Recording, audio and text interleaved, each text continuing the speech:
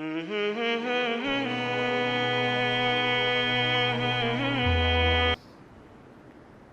خیر بات کو سمیٹ کے بس جلدی سے ختم کرتا ہوں. تو میں نے عرض کیا کہ ایک غربت تو ہمارے پیغمبر کی تھی, اتنا بڑا ظرف کے پیسہ رکھا ہی نہیں, اور اس کی وجہ کیا, اللہ نے آپ پر یہ الزام ہی نہیں ہونے دیا کہ پھر ہمیں اس کی وضاحتیں دینی پڑیں.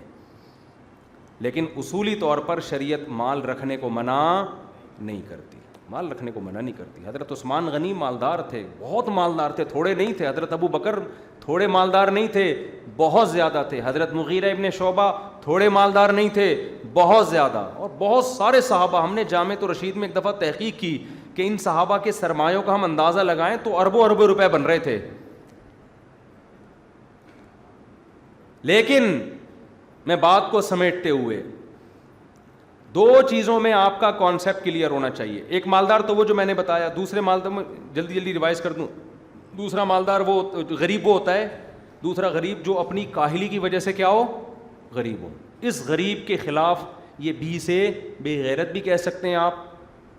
اور وہ جو جس موٹیویشنل وہ جو ٹک ٹاکر ہے, کون ہے, اس نے گالیاں دی ہیں نا انگلش میں, کچھ غریبوں کو ایک ابھی نیا آیا اس نے گالیاں دی ہیں, تو اس کو آپ جتنی مرضی گالیاں دو کم ہے. یہ سستی کی وجہ سے غریب ہے, کم بخت اٹھتا ہی نہیں ہے, ٹھڈے مار مار کے اس کو گھر سے باہر اس کا باپ نکالتا ہے. دکان پہ جا کے بیٹھ تو کچھ پڑھ لے, کچھ کر لے, یہ نہیں کرے گا. یہ بنٹے کھیل رہا ہے, اسنوکر, ڈبو, پان, گٹکے, گٹر کے ڈھکن.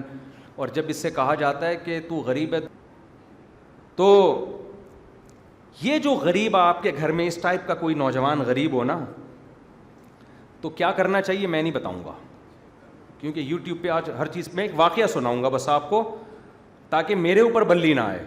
کیونکہ یوٹیوب پہ نا لوگ کلپ چلا کے کہتے ہیں دیکھو یہ جو ہے نا شدت پسندی پھیلا رہا ہے اور تشدد پھیلا رہا ہے اور وائولیشن وغیرہ وغیرہ اس طرح کے نا, پھر وہ بڑے مسائل کھڑے ہو جاتے ہیں. تو میں یہ کام بالکل نہیں کرنا جو ابھی میں آپ کو بتا رہا ہوں, یہ بالکل نہیں کرنا آپ لوگوں نے, یہ نہیں کرنا, ٹھیک ہے, جو ابھی میں بتا رہا ہوں. جس نے کیا غلط کیا, کیونکہ آج کل بہت لوگ ہیں وہ یوٹیوب پہ چیزیں نکال کے نا پھر بہت مسائل کھڑے ہو جاتے ہیں, چینل اڑا دیتے ہیں.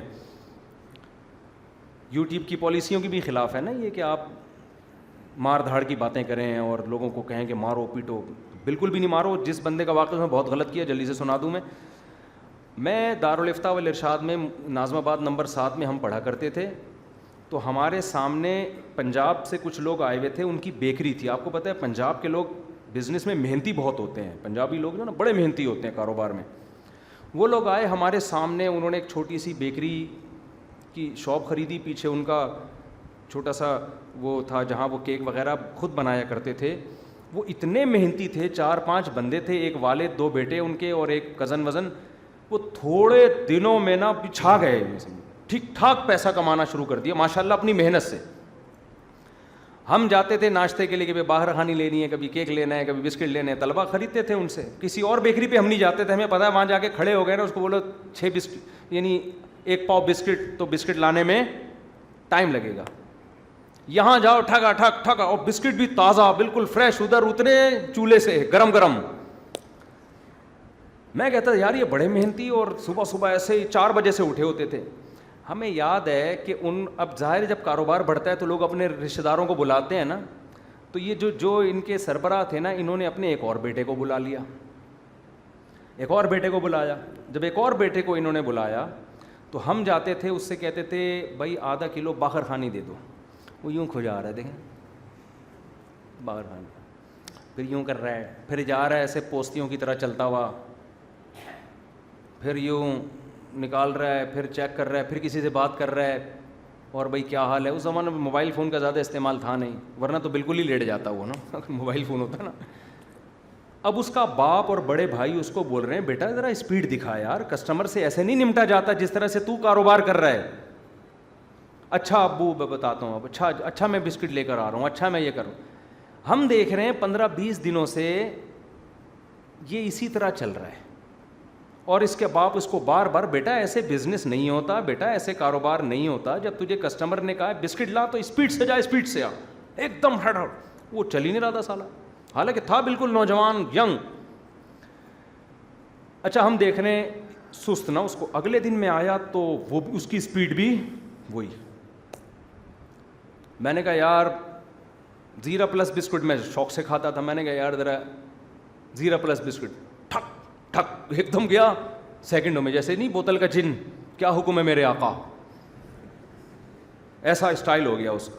ادھر بسکٹ بولے یہ بسکٹ, ادھر بولا کیک یہ کیک, سب کو نمٹا رہا ہے ایسے اسپیڈ کے ساتھ. میں نے کہا بھائی کل تک تو ایسے پوستیوں کی طرح چل رہا تھا, ایک دم کیا ہو گیا, کوئی کیا نسوار کھلا دیے اس کو یا کوئی نشے کا انجیکشن کیا لگا دیا اس کو. تو وہ مجھے سائڈ پہ اس نے کہا کہ طبیعت سے دھویا اس کو. کیا کیا, 2 ہفتے سے ہم اس کو آرام آرام سے سمجھا رہے تھے, اس کی سمجھ میں بات نہیں. اس کو ہم نے کمرے میں لے جا کے بڑے بھائی نے اور ابا نے مل کے طبیعت سے دھویا ہے. یہ بالکل بھی نہیں کرنا یہ کام آپ, یہ میں بتا دوں آپ کو, کیونکہ اخلاق سے دین پھیلا ہے دنیا میں. دین کس سے پھیلا ہے؟ محبت سے سمجھاؤ. وہ اب سمجھا رہے ہوتے محبت سے, اب تک سمجھا ہی رہے ہوتے, اس کو 20 سال گزر گئے اور وہ سمجھا ہی رہے ہوتے. تو آپ کے بچوں میں اس طرح کی اگر کوئی چیز پائی جاتی ہے تو آپ نے اس کو آب زمزم سے نہلانا ہے. سمجھ رہے ہیں؟ ایک اکیلا ابا یہ کام نہ کرے, کیونکہ اس کے خلاف پھر بیٹا باغی بنتا ہے آج کل کے دور میں.